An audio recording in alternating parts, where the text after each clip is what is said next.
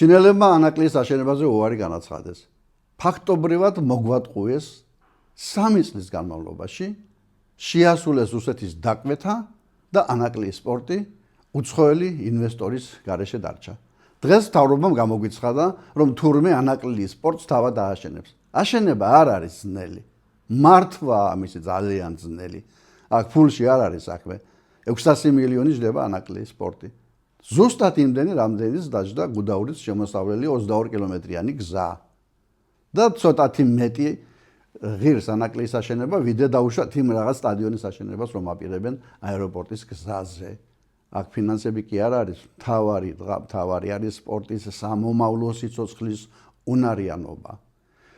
დიდი დროის, კრიტიკულად მნიშვნელოვანი დროის დაკარგვის, უცხოელი ინვესტორის არარსებობისა და რეგიონში გეოპოლიტიკური ვითარების მნიშვნელოვნად შეცვლის შემდეგ ანაკლია შეიძლება მკვდრადშობილ ბიზნესად იქცეს. ოცნების მთავრობამ ჩაიდინა დანაშაული. უღალატა ხალხს და ამ დანაშაულის გამო იგი აგებს მომავალში აუცილებლად პასუხს.